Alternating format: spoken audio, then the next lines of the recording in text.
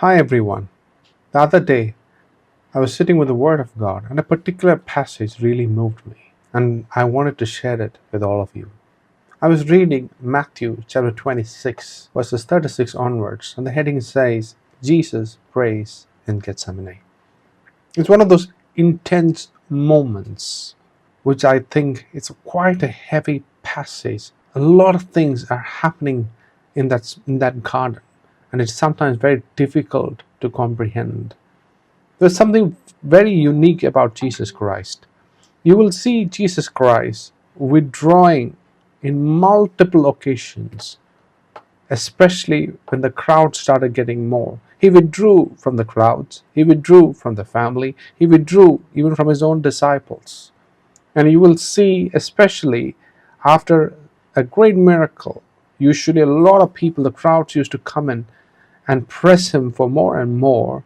And if you remember, when he did a miracle where he fed the 5,000 with 5 loaves and 2 fish, people were so excited. His disciples were so excited that they wanted to make him king. But he pushes his disciples all into a boat, and then he moves away and withdraws away from everyone to be with the Father. You'll see this happening again and again. He makes time and he withdraws from everyone to be with his Father. Earlier, I used to think that Jesus Christ withdrew to be with the Father so that he may know the will of his Father, so that he can decide what he wants to do the next day.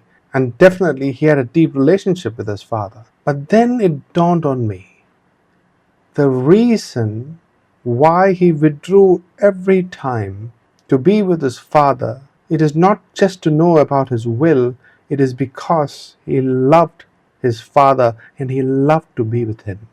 That really shook me. He is the Word of God in heaven.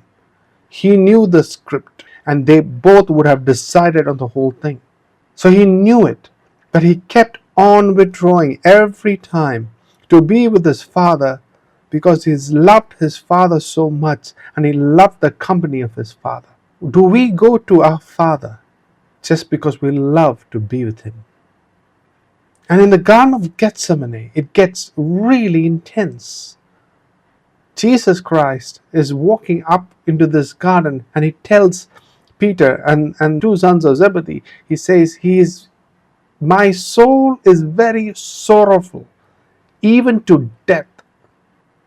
That's the words that he said. And he says, please remain here and watch with me. Please pray with me. And he goes a little further and he falls on his face. That is what is written. He was so overcome by it. He is going through it in such an emotional roller coaster. He feels death. He feels all kind of emotion. He knows what exactly is coming. He can feel the pain.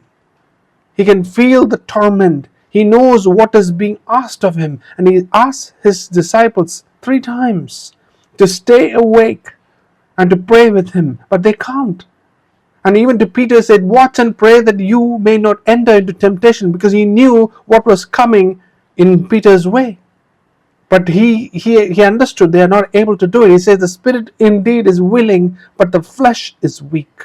And every time Christ asked his Father, Father, is it possible for this cup to pass from me? Is there any other way, my Father, that I can come out of this? And yet he overturns the whole thing by saying, not my will, but yours be done.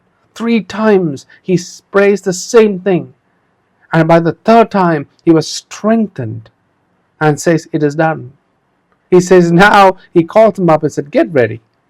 My betrayer is coming.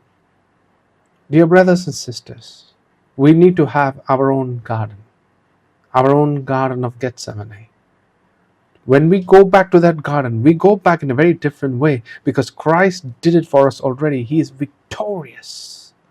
We don't have to go through what Christ went through, but I believe we will all have to go to that Garden of Gethsemane and say the same thing and confess the same thing and mean it when we say, not my will, but yours be done. That is what the Father requires from us.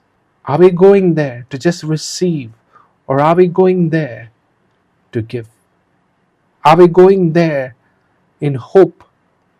Or are we going there because it's a ritual? Dear brothers and sisters, this Garden of Gethsemane, if you're going there every day, things are going to change for you. The mountains will be uprooted. We will overcome every situation, no matter how bad it is. Our Father will make it happen for us. But we will have to learn to say, not mine, but yours, O Lord. Have a blessed day.